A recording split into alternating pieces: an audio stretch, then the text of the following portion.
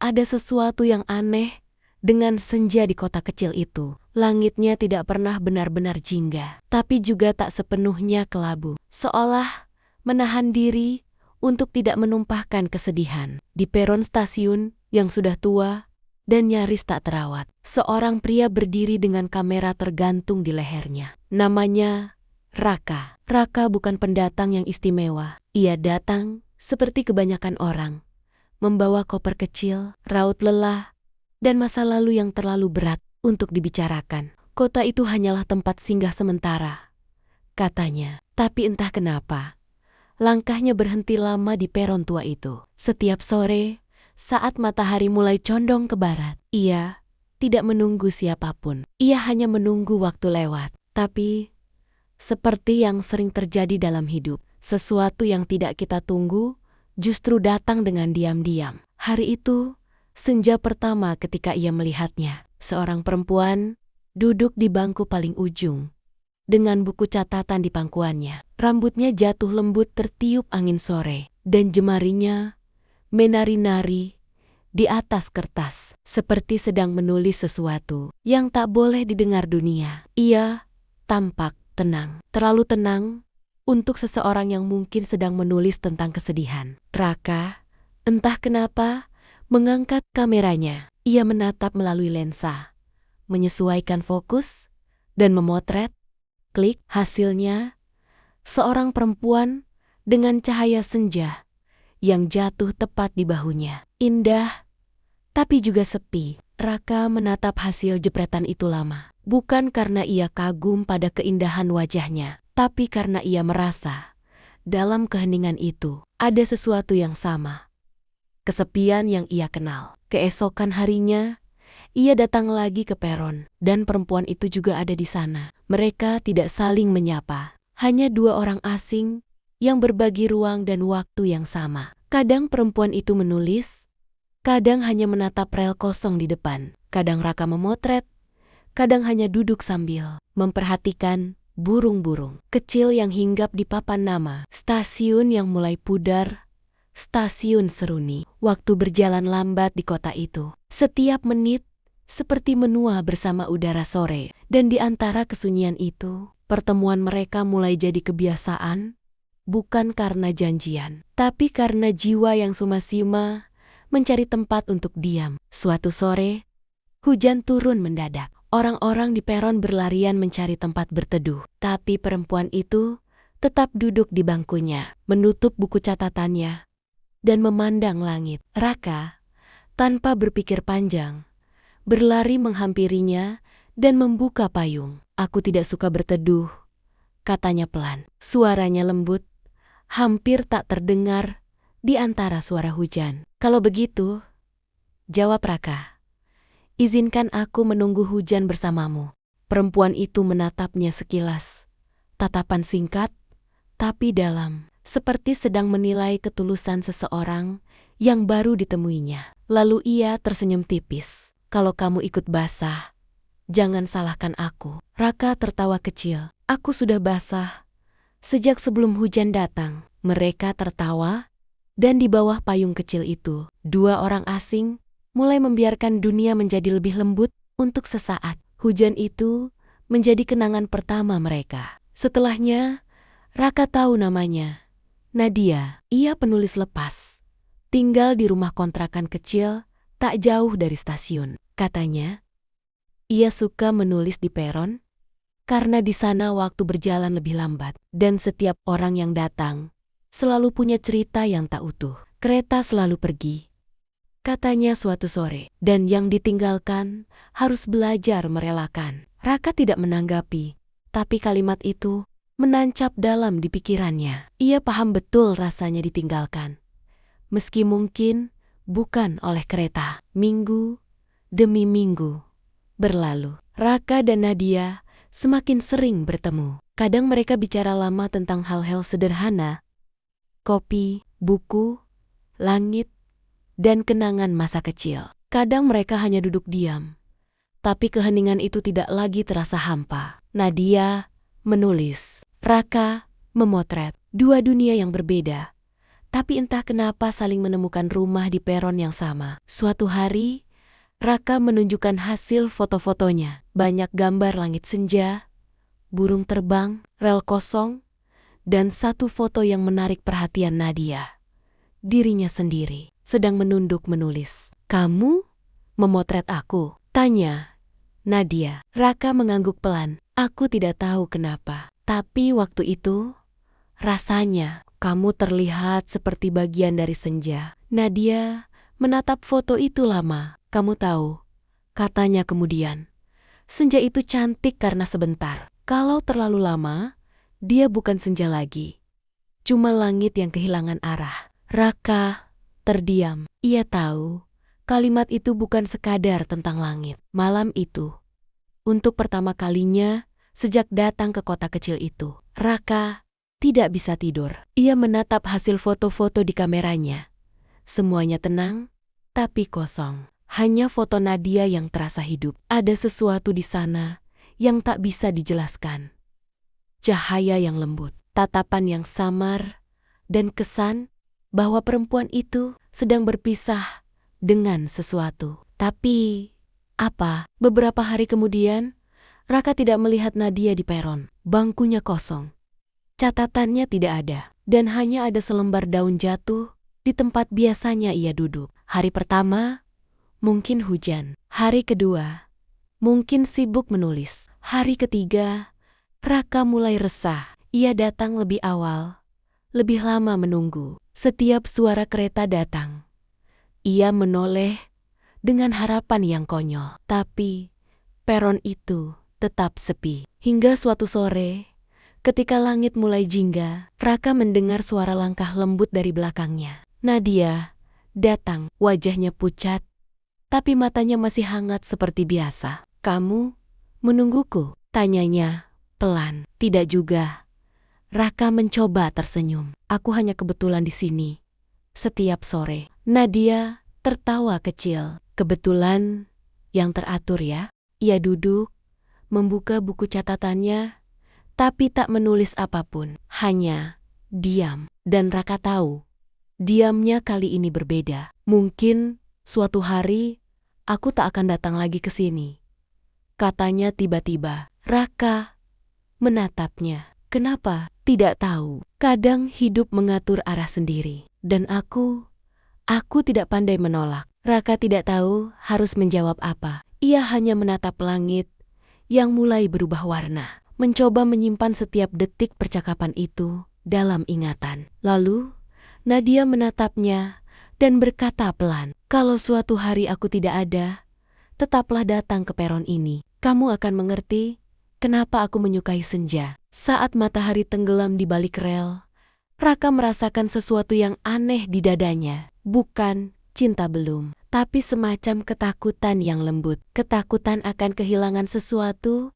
yang bahkan belum sempat dimiliki. Malam itu, ia menulis di catatan kecilnya sendiri sesuatu yang tidak pernah ia lakukan sebelumnya. "Aku tidak tahu kenapa aku datang setiap sore. Mungkin karena di sini waktu berhenti menyakitiku. Mungkin karena di sini aku tidak sendirian menunggu sesuatu yang tidak pasti." Dan di luar jendela kamar kontrakannya, suara kereta terakhir malam itu menggema jauh, seperti tanda bahwa sesuatu telah dimulai, atau justru perlahan akan berakhir.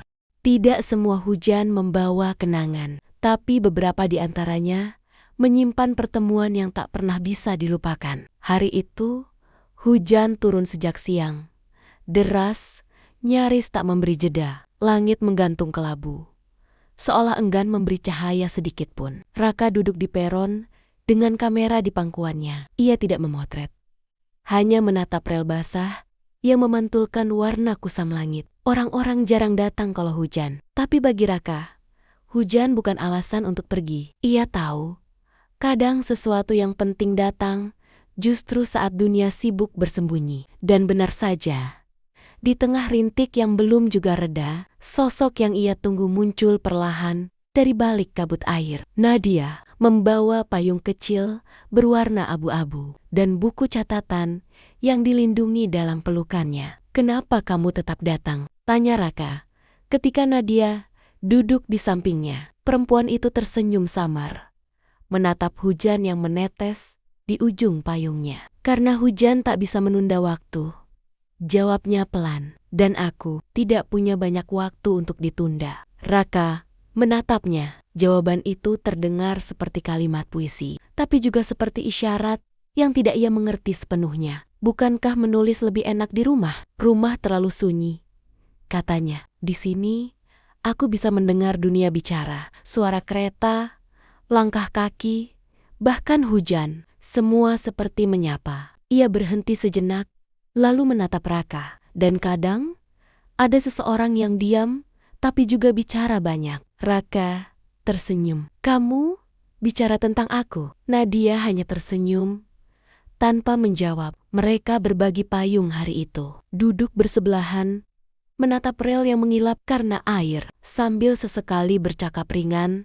tentang hal-hal kecil yang tak penting, tapi menenangkan. Raka baru tahu Nadia menyukai aroma tanah setelah hujan. Katanya, itu aroma yang membuat dunia terasa baru. Ia juga baru tahu Nadia tidak suka bunga mawar. Katanya, keindahan yang punya duri terlalu banyak pengingat tentang luka. Lalu bunga apa yang kamu suka? Tanya Raka. Melati? Jawabnya cepat, kecil, sederhana, tapi wangi. Tidak perlu diperhatikan untuk bisa mengisi ruangan. Raka mencatat itu dalam ingatannya. Entah untuk apa, tapi kadang hati tahu lebih dulu kenapa sesuatu perlu diingat. Saat hujan mulai reda, Nadia membuka buku catatannya. Ia menulis beberapa baris tanpa banyak bicara, lalu menutupnya kembali. Raka menatap penasaran. Kamu menulis apa? Bukan apa-apa, katanya. Hanya potongan waktu yang ingin aku simpan. Raka tertawa kecil. Kalau begitu, aku ingin menjadi bagian dari tulisanmu. Nadia tersenyum tipis. Hati-hati dengan keinginan seperti itu, Raka. Menjadi bagian dari tulisan berarti siap untuk berakhir kapanpun. Penulisnya berhenti. Hening sejenak. Kata-kata itu menggantung di antara mereka. Lebih berat dari bunyi hujan yang masih menetes di atap peron. Hari-hari berikutnya berlalu seperti irama lembut yang teratur. Setiap sore, Raka datang lebih dulu, menyiapkan kamera dan secangkir kopi instan dari mesin tua di pojok peron. Tak lama kemudian, Nadia muncul dengan langkah ringan, membawa aroma hujan yang entah dari mana. Kadang mereka berbagi cerita, kadang hanya diam bersama. Tapi di dalam diam itu, Raka merasa hidupnya mulai berubah. Ada sesuatu yang bergerak di dadanya, pelan tapi nyata.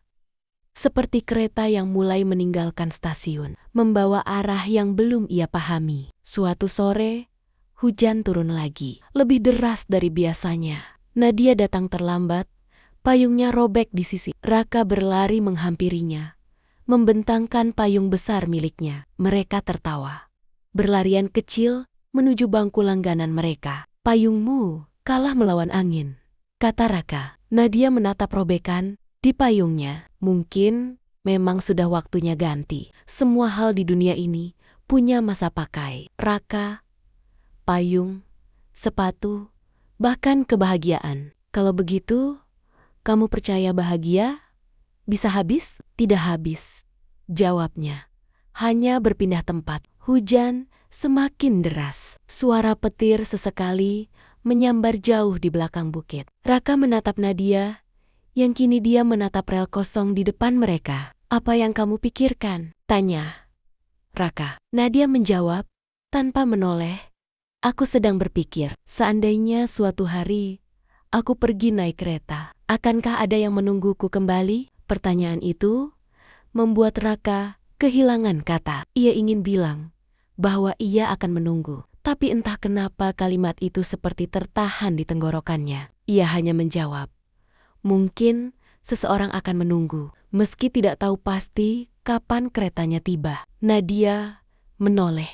Kamu suka bicara samar, ya? Raka tersenyum. Mungkin aku takut pada kejelasan. Ketika hujan mereda, Nadia berdiri dan menatap langit yang mulai jingga lagi. "Lihat Raka," katanya, menunjuk ke arah awan yang terbuka sedikit. "Senja selalu menemukan caranya datang, bahkan setelah badai." Raka mengangguk pelan. "Mungkin itu sebabnya kamu menyukainya." Nadia tersenyum. "Ya, karena senja itu jujur. Ia datang untuk pergi, tidak berpura-pura akan menetap." Hari itu berakhir dengan langkah pelan. Mereka keluar dari peron. Nadia berjalan lebih dulu, dan Raka menatap punggungnya lama. Entah kenapa, punggung itu tampak rapuh, seperti seseorang yang menahan beban yang tak ingin ia bagi. Dan saat Nadia berbalik, ia berkata, "Sampai jumpa di senja berikutnya Raka." Nada suaranya lembut, tapi menyisakan getar halus di dada Raka. Semacam firasat bahwa setiap pertemuan memang menyiapkan tempat untuk perpisahan. Malamnya, Raka menatap foto-foto yang diambil hari itu. Ada satu foto yang membuatnya berhenti lama. Nadia berdiri di bawah payung robek, menatap langit yang perlahan berubah warna, sementara hujan masih menetes di ujung rambutnya. Foto itu aneh, tidak sempurna, tidak fokus, tapi jujur. Ia menamai foto itu "Payung di Bawah Hujan." Beberapa hari kemudian, Nadia tidak datang. Hujan turun lagi, dan bangku itu kosong. Raka menunggu sampai malam turun, tapi yang datang hanya suara hujan dan aroma tanah basah. Ia pulang dengan langkah berat, menyimpan kameranya tanpa semangat. Namun keesokan harinya, saat ia kembali, Nadia sudah duduk di sana. Kali ini dengan wajah sedikit pucat, tapi senyum yang sama. "Kemarin aku sakit sedikit," katanya ringan. "Kau pasti pikir aku menghilang ya?" Raka tertawa pelan. "Aku lebih takut kamu bosan dengan peron ini." "Tidak mungkin," katanya. "Aku sudah jatuh cinta pada keheningan tempat ini." Sore itu, mereka bicara lebih lama dari biasanya. Tentang hal-hal kecil yang tak penting, tapi hangat. Masa kecil, lagu lama, cita-cita yang kandas. Dan di akhir percakapan, Nadia berkata sesuatu yang membuat Raka diam lama. "Raka," katanya sambil menatap rel, "kalau nanti kamu menemukan sesuatu yang membuatmu ingin tinggal, jangan takut untuk menetap." "Aku tidak tahu apakah aku bisa," jawab Raka. "Aku terlalu sering kehilangan." Nadia tersenyum lembut. "Mungkin karena kamu belum menemukan alasan yang cukup kuat untuk berhenti berjalan." Senja turun perlahan, menyelimuti dunia dengan warna lembut. Kereta terakhir hari itu melintas, meniupkan angin dingin yang membawa suara samar. Raka menatap Nadia sekali lagi, lalu berbisik pelan, "Kalau aku ingin jadi bagian dari senjamu, apa aku boleh datang lagi besok?" Nadia menoleh dengan senyum kecil. "Kamu sudah jadi bagian dari senja itu, Raka. Bahkan kalau kamu tidak datang, namamu sudah tertulis di langitnya." Dan di bawah sisa cahaya sore, mereka duduk berdua tanpa kata. Hujan berhenti, tapi udara masih membawa aroma lembab yang menenangkan. Mungkin begitulah caranya takdir memulai sesuatu yang perlahan, dengan diam dan sedikit keberanian untuk menunggu. Ada kalanya seseorang terlihat baik-baik saja, padahal di dalam dirinya ada hujan yang tak pernah berhenti turun. Hari itu, langit cerah, hal yang jarang di kota kecil itu. Langit biru, matahari ramah, dan udara berbau asin dari laut di utara. Raka tiba lebih dulu di peron, seperti biasa, menyiapkan kameranya, berharap bisa menangkap senyum Nadia di bawah cahaya senja yang baru. Tapi sore itu, Nadia datang dengan langkah berbeda. Bukan langkah ringan seperti biasanya. Langkahnya pelan, ragu, dan matanya sedikit sembab. Raka berdiri. "Kamu baik-baik saja?" Nadia tersenyum kecil. Tapi senyum itu seperti daun kering yang menutupi luka pohon. "Baik," jawabnya. Hanya sedikit lelah. Mereka duduk berdua tanpa banyak bicara. Hening panjang menyelimuti, dan hanya suara peluit kereta di kejauhan yang memecah udara. Raka ingin bertanya lebih jauh, tapi ia tahu ada hal-hal yang tidak bisa dipaksa keluar dari mulut seseorang. Kadang, yang paling bisa kamu lakukan hanyalah menemani diamnya. Ia lalu menyalakan kamera, berpura-pura sibuk mengatur fokus. Sebenarnya, ia hanya ingin memberi Nadia ruang untuk bernapas, tanpa harus menjawab apapun. Nadia menatap rel kosong, jemarinya memainkan buku catatan kecil itu, buku yang selalu ia bawa. Buku itu sudah mulai lusuh, seperti sudah sering tersentuh air dan waktu. "Raka," suaranya akhirnya terdengar. Pelan, "Kamu percaya takdir?" Raka menoleh, menatapnya. Kadang iya, kadang tidak. Kenapa? Nadia menatap jauh, seolah sedang berbicara pada udara. "Aku percaya setiap orang dikirimkan ke dunia ini dengan satu luka yang harus ia pahami. Bukan untuk disembuhkan, tapi untuk diterima." "Raka, diam." Kalimat itu terlalu berat untuk sore yang tenang. "Apa kamu sedang bicara tentang dirimu?" tanyanya. Hati-hati. Nadia tersenyum samar. "Mungkin, atau mungkin tentang kita semua." Setelah itu, mereka kembali diam lama. Sesekali, Raka memotret, tapi matanya tak bisa berhenti menatap wajah perempuan itu. Ada sesuatu yang berubah. Sesuatu yang lebih dalam dari sekadar lelah. Angin sore berhembus, membawa aroma melati dari kebun kecil di belakang stasiun. Nadia menghirup udara itu pelan. "Melati," katanya lirih. "Kamu masih ingat?" "Tentu," jawab Raka. "Bunga kecil yang kamu bilang sederhana, tapi wangi." Nadia tersenyum tipis. "Aku suka aromanya, karena mengingatkanku pada seseorang." "Siapa?" "Orang yang pernah aku cintai." Kata itu jatuh seperti batu kecil ke dalam danau yang tenang. Getarannya tidak besar, tapi menjalar perlahan di dada Raka. Ia tidak tahu harus tertawa atau diam, tapi ia memilih mendengar karena suara Nadia sore itu terdengar seperti seseorang yang sedang menuturkan doa lama. "Dia dulu menanam melati di halaman rumah kami," lanjut Nadia. "Katanya, kalau melati tumbuh subur, itu pertanda cinta di rumah itu kuat." Raka menunduk. "Dan sekarang halamannya kosong," katanya lirih. "Bunga-bunganya mati waktu dia pergi." Raka ingin bertanya banyak. Siapa orang itu?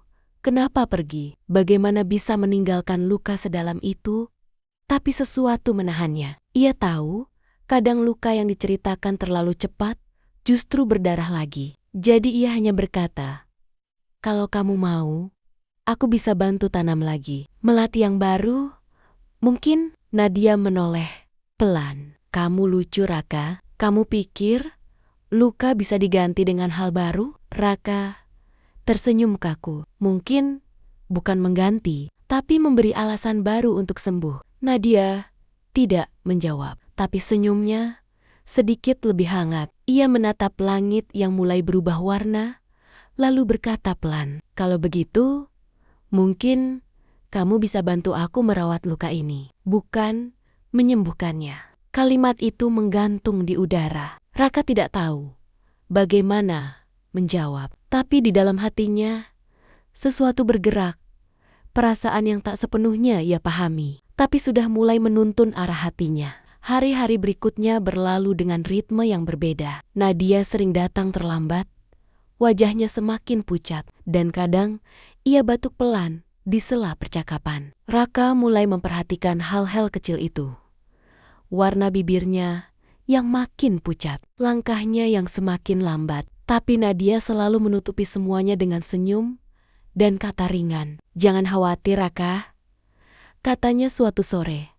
"Aku hanya kelelahan menulis." Tapi Raka tahu, itu bukan sekadar lelah biasa. Suatu hari, ia datang membawa bunga melati kecil di pot tanah liat. "Untuk kamu," katanya, menyerahkannya dengan hati-hati, "supaya kamu tidak lupa kalau ada yang mau tumbuh, meski hal-hal lain sedang layu." Nadia menatap bunga itu lama sekali. Air matanya hampir jatuh, tapi ia sepat-sepat menghapusnya. "Terima kasih," bisiknya. Kamu tidak tahu betapa pentingnya ini. Ia lalu memeluk pot itu, seolah memeluk sesuatu yang sangat berharga. Raka melihat tatapan itu, dan untuk pertama kalinya, ia merasa takut. Takut kehilangan sesuatu yang baru saja ia temukan. Sore itu, mereka duduk lebih lama dari biasanya. Senja turun perlahan, langit berwarna ungu lembut. Kereta terakhir melintas dengan suara gemuruh yang panjang. Nadia menatapnya dan berkata, "Kamu tahu kenapa aku suka peron ini?" Raka menggeleng karena tempat ini tidak menuntut apa-apa. Ia tahu semua orang yang datang akan pergi, tapi tetap membuka diri setiap hari. Raka terdiam. Kata-kata itu terasa seperti pesan. Sebelum berpisah, Nadia mengeluarkan buku catatannya. Ia menulis beberapa baris, lalu menyobek satu halaman dan memberikannya pada Raka. "Untukmu," katanya. Raka menerimanya, membaca tulisan itu di bawah cahaya lampu peron. Kadang, orang datang bukan untuk tinggal, tapi untuk mengajarkan cara menatap senja tanpa takut pada gelap. Raka menatap tulisan itu lama. Ketika ia mengangkat wajahnya lagi, Nadia sudah berdiri, menatap arah rel yang memanjang ke kejauhan. "Jangan khawatir, Raka," katanya pelan. "Aku tidak akan pergi jauh." Lalu ia tersenyum samar, dan langkahnya perlahan menjauh ke arah ujung peron. Malam itu, Raka tidak bisa tidur. Ia membaca ulang tulisan di kertas kecil itu berkali-kali, seolah berharap menemukan makna tersembunyi di baliknya. Tapi yang ia temukan hanyalah perasaan asing, campuran rindu dan cemas yang tumbuh bersamaan. Untuk pertama kalinya, ia sadar ia tidak lagi datang ke peron untuk memotret senja. Ia datang untuk melihat Nadia, dan di suatu titik di malam itu, ia mulai takut. Takut kalau suatu hari nanti, bangku itu kosong, dan suara yang biasa menyapanya pelan tidak akan terdengar lagi.